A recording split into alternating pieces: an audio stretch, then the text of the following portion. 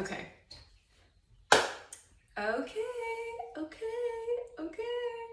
Okay, sorry, I'm messing around, but I should be serious.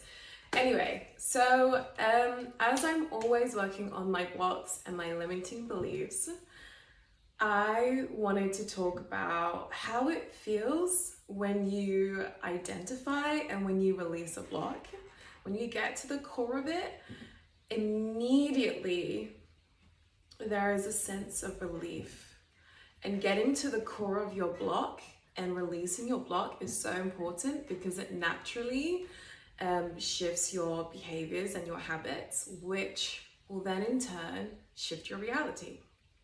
So, here are some things that you will just notice when you have released a block. And the first one is it's kind of missing. It's weird, but it goes missing in your mind and all the things that you talk about. This thing that you used to obsess about, this thing that you was trying to figure out and you couldn't solve, and it was a problem that you looked at and you thought about all the time constantly, is kind of just like not there. And for me, I will just like later on, it won't be an instant thing, it kind of depends, but most of the time, if I'm working on something that's really, really hard for me and I have to consistently put in the effort to shift the way that I'm perceiving it, eventually I get to a point where I just realize, I'm like, oh shit, it's not there anymore. This thought or belief I had, it's like, I'm not thinking about it. I'm not obsessing about it. And like, it's also like you don't want to entertain it. You don't want to rummage through your mind and find it. You don't care about it anymore. It's just gone, it's missing. And that's such a good thing. Such a good thing. So the second thing is that because it's not there anymore and you actually don't care for it, you're not trying to think about it, you're not trying to figure it out, or you're not even perceiving it as a problem anymore, you don't have the desire to talk about it, which is also fantastic. So you don't have the desire to talk about it with your friends or to get advice or to talk about it in therapy or to research it online or to read about it. All that obsession in any kind of way, it's gone. You just don't have that pull, that desire. And it's really interesting.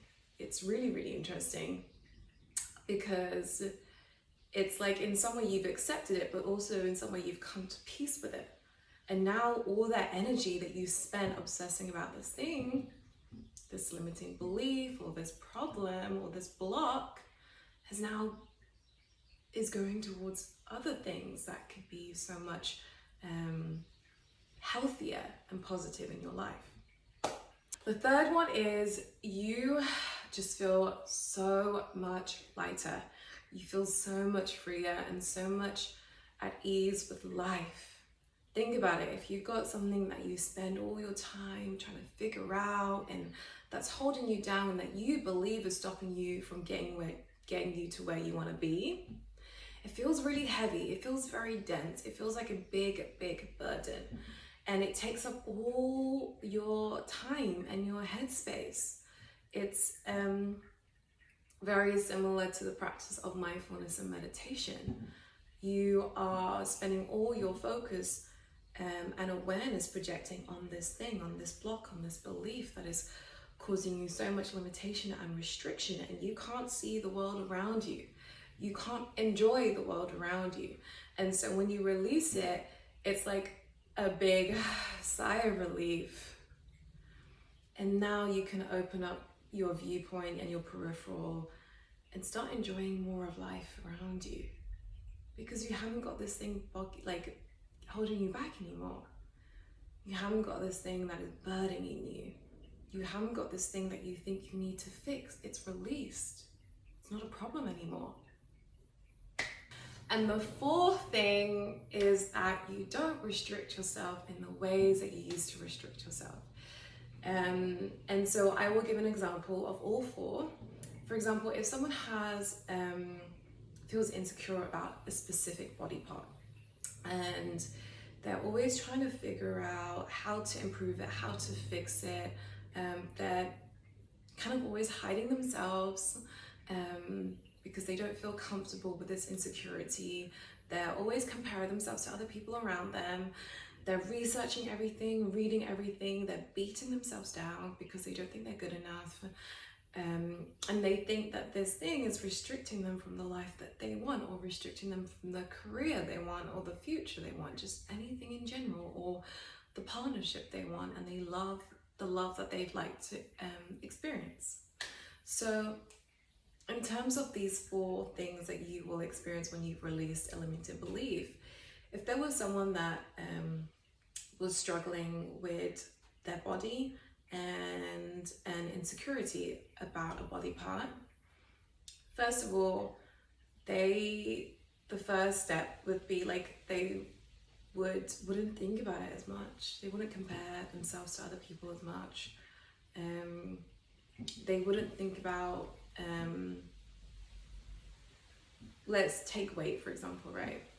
They wouldn't think about all the ways that they can lose weight. They wouldn't trace back all the things that they did in the past that led them to this moment.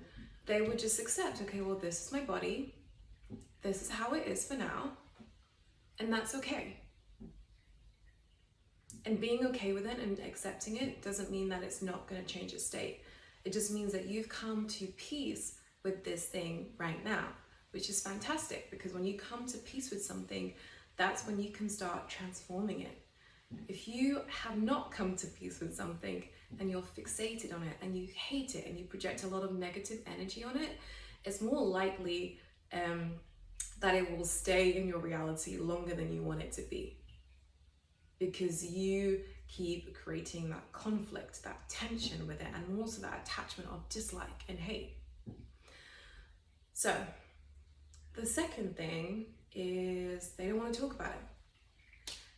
If someone used to have an issue with their weight and they've released that belief now, they would not want to talk about it. They wouldn't have to also validate themselves or try and say like, oh, or talk about the way they eat or talk about the way they exercise. They just are who they are and they do what they do, and they don't need to explain themselves to anyone around them.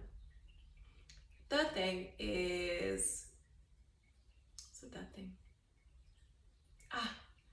They feel freer, lighter, at ease. And because they feel freer, lighter, and ease in their mind and in their body, they're gonna feel like that when it comes to now making this transition of being more healthier or living life in a more positive way.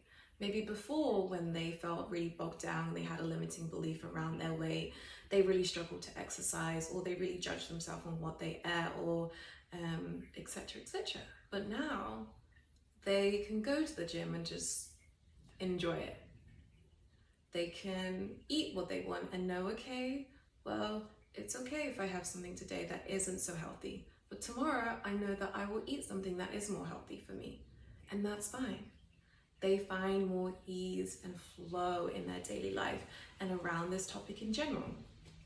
And the fourth thing is that it's not restricting them anymore. So a thing is that when it comes to like body insecurity, is like we tend to want to hide it, maybe hide ourselves by what we're wearing. We don't want to be in photos, we don't want to be in videos, we don't want people to see us, we don't want to be in the public eye on stage. And if you've released that limiting belief and that block, those things you don't give a fuck about anymore. You just don't care. You go, okay, yeah, whatever, I'm in a photo, I'm in a video, I'm gonna wear those clothes, cool, because I want to show my body. I'm not gonna hide my body because I'm ashamed of it. And I don't mind being the public eye and who sees me for who I am right now. That's okay. They come to a level of peace and acceptance, and coming to a level of peace and acceptance is so transformational. I think in terms of wanting to change things in our life, we think that the more we fixate and obsess about it, the more we're going to be able to create change. but that's not really the truth. We can probably, yeah, definitely create change, but that change is coming from a negative standpoint. And that negative standpoint can actually cause and create more problems than you want. And will not ideally take you to the healthiest